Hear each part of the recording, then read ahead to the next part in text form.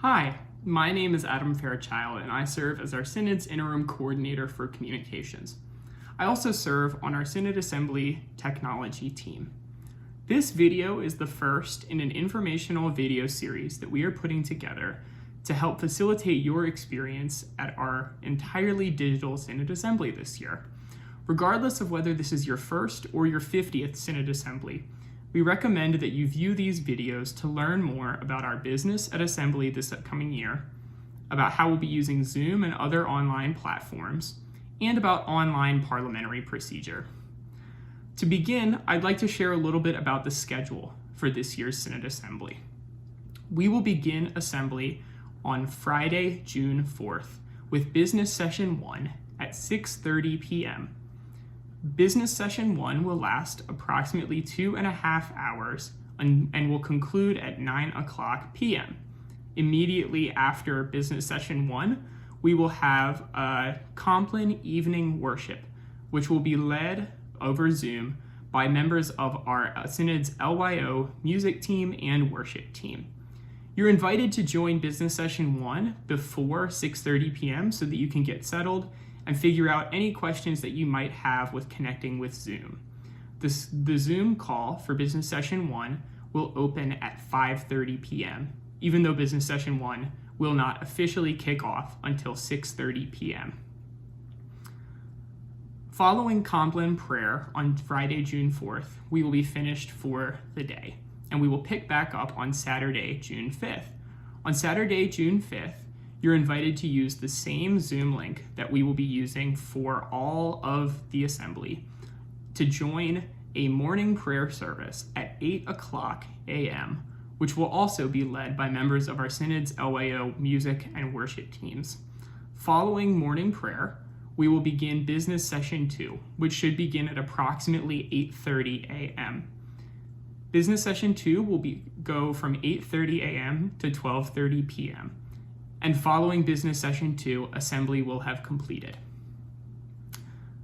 I'd also like to share a little bit about our business at Synod Assembly this year. Like every year, we will hear reports from various leaders in our Synod. We will hear reports from our bishop, from our Synod Council Vice President, and from the leaders of our Synod's various vision teams. We'll also discuss proposed memorials and resolutions, and we'll hold elections. We have a lot of positions that are up for election this year, including representatives on our Synod Council, our Synod's consultation and discipline committees, and our representatives to the 2022 Church-wide Assembly.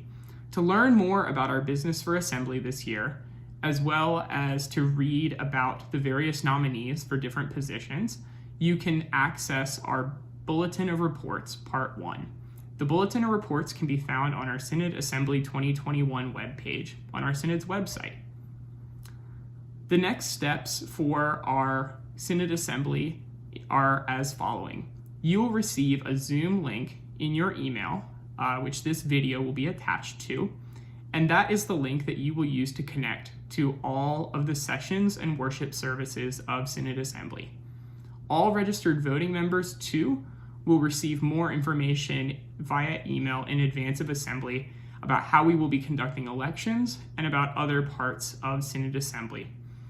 We will also have various resources that will be made available on our Synod Assembly webpage, so I really encourage you to monitor that page and consult resources as they become available in the days that lead up to Synod Assembly and during Assembly itself.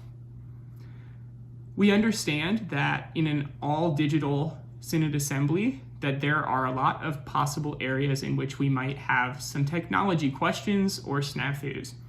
If you have any questions about technology, we recommend that you use the Zoom chat feature to ask about that question.